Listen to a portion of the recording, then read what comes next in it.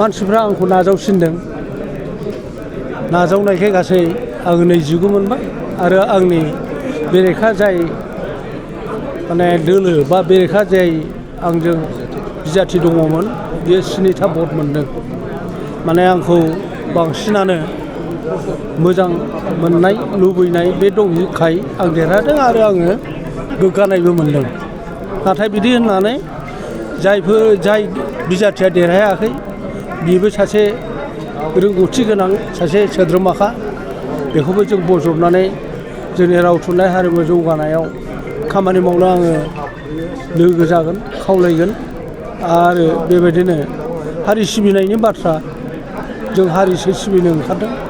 हारि सिबिनांगौ सासे सानैजों जाया गाव हारसिंनि गोसोजों जाया सानलायनानै गोरों गोराफोरनि बोसोन लानानै खामानि मावनांगौ बेखिनिखौनो आङो देरहानानै एसे साननाया आंनाव बे जाखांदों गिबि सेन्टाराव राव बिजोंखौ लानानै माबायदि एजेन्डाजों खामानि मावनो सानो बिजों नङाबाथ' रावनि फारागा थाबाय थायो आं ओंखायनो बुंबाय थायो जे जोंहा बिजोंखौ गोसो होनांगौ जोंनि रावा बिजों गैयैयावनो जेराव जाय थादों बेजों खारफानानै बेंगलनि बर'फोरखौ जों बोदोनारि होनदोंमोन गवालपारानि बर'फोरखौ जोङो गलफाख्रारि होनदोंमोन नगावनिखौ नगिया बेबायदिनो नैबे सानजानिखौ सानजारि होनदों आरो रावफ्राबो फाराग फैदोंमोन नाथाय बिजों जानायनि उनावहाय दिनै जोंनि रावफ्रा एसे स्र'आव फैबाय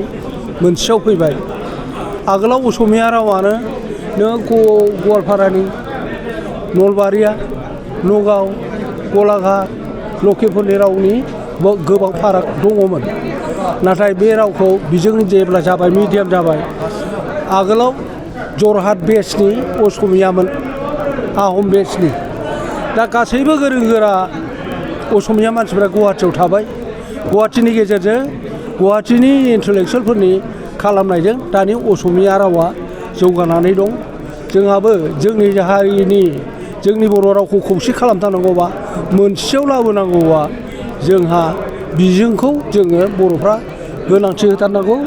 आरो बिजों लाब्लासो जोंनि राव थुनलाइखौ फेहेरनायाव गुबैथारै थुनलाइ सोरजिनायाव जोंनि बिजोङाव फरायनायफ्रासो गोहोम गोग्लैयो आरो मालाय रावनिखौबो सोलोंनायनिखौबो गोनांथि दं सोलोंहोनांगौ राहा लानांगौ बायदिखौबो जों साननो गोनां दं आरो गोलाव समनिफ्रायनो जिथु सावरायजाबाय थानाय बर' बिजों बर' फरायसालिखौ थैलांनायनि जेंना बेखौ माबायदियै सुस्रांनायनि राहा लागोन होननानै सानबाय जेरै जिथु गाहाय बिबानाव जोङो दा हारि हिसाबै थांनानै थानायनि जोंनाव बयनावबो जुजिनाय दं आरो नांगौ समाव जोंनि अलखदखौ नुयोबा जोंनि मानसिफ्रा बे बिथिङावबो बिजों फरायनायनि बिथिङावबो जुजिथारनांगौ बिबान दं जुजिनाय खामानि मावसिननाय बेयो मोनसे हारिनि थाखाय जोबोद गोनांथि दं ओंखायनो जोङो जोंनि रावखौ लाखिथारनांगौनि थाखाय बिजोंनि गोनांथि आरो बिजोङा जुदि गैया जालांबाय थायोबा बे हारिनि जेबायदि जों थांनानै थानो लुबैनायनि मान सनमान लानानै बे एसे आवगा जाहैनायनि बांसिन माने लामाखौ नुहुरो आरो हारिनि खौसेथिनि बेलायाव मा बुङो हारियाव खौसेथि गोनां दङ बर' थुनलाइ आफादनि जोनोमनि थांखियानो खौसे बर' हारिखौ खौसे खालामनाय 1952 मायथाइयाव जे बर' थुनलाइ आफादा जोनोम जादों बेनि मोनसेल' थांखियानोमोन हारिखौ बोरै जोङो राजखान्थिजों गावस्रानानै दङमोन धोरोमजों गावस्रानानै दङमोन समाजजों गावस्रानानै दङमोन नाथाय बर' राव थुनलाइ आरो हारिमुखौ जोंहा दहाय होनानै हारिखौ खौसे खालामनायनि गुदि नाजाजेननायानो बेनोखा हारिया खौसे थाथारनांगौ आरो हारिनि खौसेनि थाखायनो आं जे बिबानाव थाबोदों आगोलाव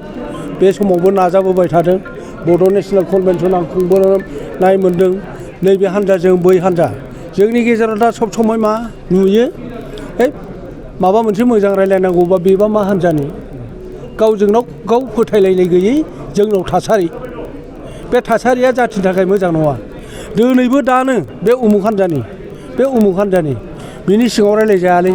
बे बारहावाखौ मानो लाखिनांगौ बर' साहित्य सभायाव बिबान लानानै